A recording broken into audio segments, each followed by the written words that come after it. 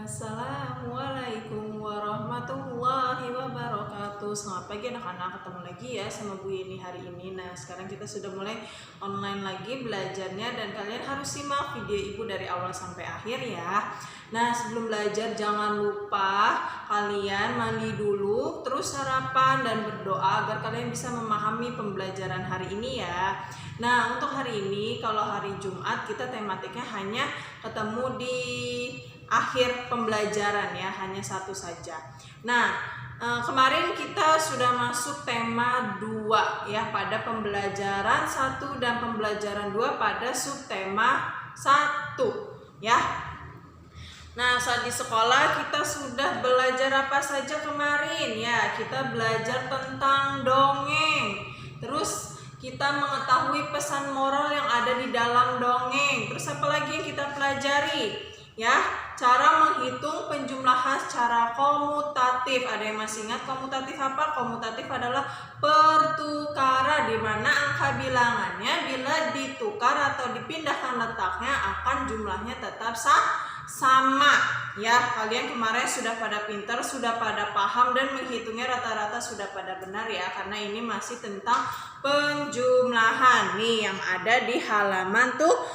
Kemarin kalian pintar sudah mengerjakannya, hanya memindahkan letak angkanya saja, tetapi kalau dipindahkan juga hasilnya pun tetap sama. Nah, itu dinamakan komutatif ya. Nah, lanjut, kemarin kita sudah belajar tentang gerakan menekuk badan juga ya. Kemarin sambil kita latihan olahraga ya di dalam kelas.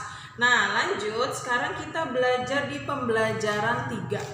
Nah, di pembelajaran 3 ini kalian siapkan buku paket dan LKS-nya untuk hari ini belajar ya, sama alat tulisnya. Nah, untuk di pembelajaran 3 kalian buka halaman 19 sudah. Nah, halaman 19 ini yaitu ada Dayu, di mana Dayu itu sedang menanam tumbuhan pohon tomat. Nah, dia senang sekali bercocok tanam ya. Dayu sering membantu ibunya merawat pohon tomat. Saat merawat tanaman tomat, Dayu bernyanyi lagu tomat. Nah, tomat itu pohonnya kalau sudah berbuah diawali dengan berwarna hijau. Nah, bila sudah masak, maksudnya masak ini matang ya, atau sudah siap untuk dimasak untuk sayuran atau untuk sop ya, atau untuk sambal. Nah, itu akan berubah menjadi warna merah dan biasanya ukurannya pun akan semakin lebih besar dibandingkan tomat yang masih hijau. Nah, tomat itu juga mengandung vitamin C yang sangat berguna bagi tubuh. Ya, lanjut, buka lagi di halaman 21. Nah, 21 ini ada dongeng. Ya, kalian bisa baca-baca sendiri sambil kalian belajar cara mencari pesan moral yang kemarin Bu Yeni sudah ajarkan ya. Pesan moral itu nasihat yang terkandung di dalam dongeng tersebut ya. Nah, lanjut di halaman 24 bisa kalian buka. Ini masih tentang penjumlahan komutatif, yaitu pertukaran ya, pertukaran tempat tetapi jumlahnya pun tetap sama. Contoh gambar truk ini berisikan 425 dan sebelahnya 590. Nah, bawahnya dibalik, 590 tempatnya jadi di depan dan 425 tempatnya jadi di belakang. Nah, walaupun tempat letaknya berubah ya, tapi angkanya tetap sama, cuma letaknya aja yang awalnya dari kanan pindah ke kiri, yang dari kiri pindah ke kanan. Ya, nah kalau dijumlahkan itu hasilnya tetap sama nih seperti yang di atas ya. Kemarin kita sudah belajar. Nah, sama yang di halaman 25 seperti itu ya. Kalau di sini nomor 1 ada 535 ditambah 400 sama dengan titik-titik ditambah 535. Nah, angka yang kosong ini angka berapa? Coba lihat di depan. Angka 400, berarti di sini ditulis 400. Nah, sama di sini 275 ditambah 360. Nah, yang di depan pindah nih, 360-nya pindah. Nah, yang di depan 275 pindah ke belakang. Nah, itu adalah penjumlahan secara komutatif atau berpindah tempat ya. Tetapi jumlahnya pun tetap sama. Nah, itu kita sudah belajar di pembelajaran 3. Sekarang kalian buka LKS ya, jangan lupa LKS tema 2 yang ini. Ya, judulnya sama dengan yang paket, menyayangi tumbuhan dan hewan. Nah, pada LKS kalian buka halaman 4. Nah, halaman 4 ini ada sejarah lambang negara Garuda Pancasila. Ya, Garuda Pancasila adalah lambang negara Indonesia yang digambarkan dengan seekor burung Garuda. Ya, yang biasanya kita setiap pagi saat masuk sekolah selalu mengucapkan mengucapkan Sei Pancasila, ya, menyebutkan dan memahami simbol atau lambang pada sila-sila setiap Pancasila, ya. Nah, ini adalah sejarahnya, bisa kalian baca-baca sejarahnya, itu banyak sekali, ya, sampai munculnya Garuda Pancasila sebagai lambang negara Indonesia. Bisa kalian baca sendiri ya di halaman 4 dan di halaman 5.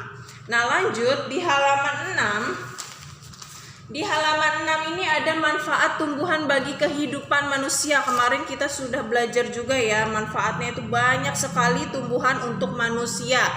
Nah, tumbuhan adalah sumber kehidupan yang ada di sekitar kita. Bagian-bagian tumbuhan ada akar, batang, daun, buah, biji, ya, yang itu semua ada manfaatnya untuk manusia. Pertama, tumbuhan untuk dikonsumsi. Contohnya kita makan makanan sayuran atau buah-buahan, nah itu bisa kita konsumsi.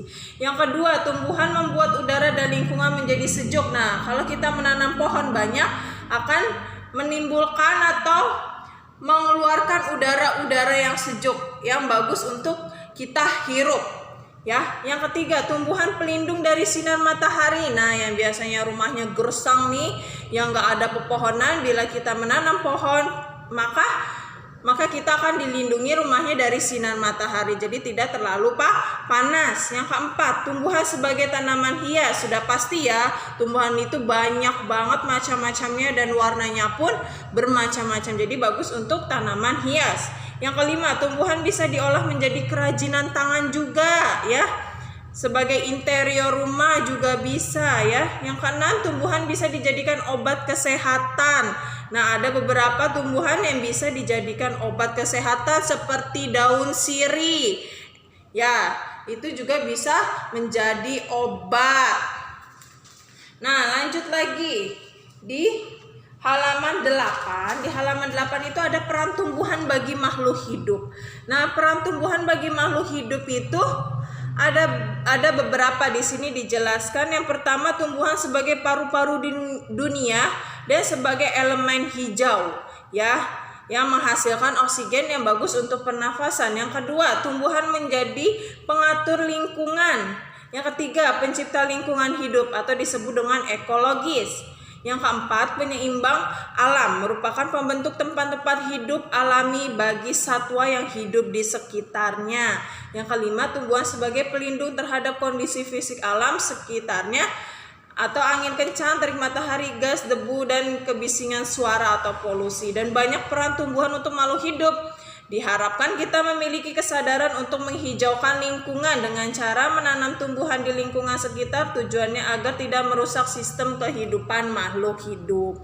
Nah, makanya kita sangat penting banget ya untuk menjaga lingkungan atau menanam pohon dan dirawat dengan baik. Karena kalau kita merawat pohon dengan baik itu juga akan bermanfaat untuk kita sendiri, karena kita akan menghirup udara yang sangat baik dari tumbuh-tumbuhan. Nah, untuk tugas hari ini kalian buka LKS halaman 5. LKS halaman 5 yang dikerjakan hanya nomor 1, 3, dan 4, ya. LKS nomor 5 yang dikerjakan hanya nomor 1, 3, dan 4. Ini jawabannya ada di teks sejarah lambang negara Pancasila. Nah, untuk tugas kedua, hari ini tugasnya 2 ya, sama halaman 8. Halaman 8 yang dikerjakan hanya nomor 1, 3, dan 5. Jawabannya ada di teks bagian peran tumbuhan bagi makhluk hidup. Paham ya? Jadi tugasnya di halaman 5 nomor 1, 3, dan 4, dan halaman 8 nomor 1, 3, dan 5 saja. Ya, langsung dikerjakan di LKS-nya, tidak usah difoto, nanti akan dikumpulkan ya saat pengumpulan buku dan akan ibu langsung nilai. Nah, sekian pembelajaran hari ini, harus tetap semangat, jangan lupa hari Senin diambil lagi ya buku yang sudah kalian kumpulkan di hari Kamis kemarin. Ya, tetap semangat. Sekian pembelajaran hari ini. Wassalamualaikum warahmatullahi wabarakatuh.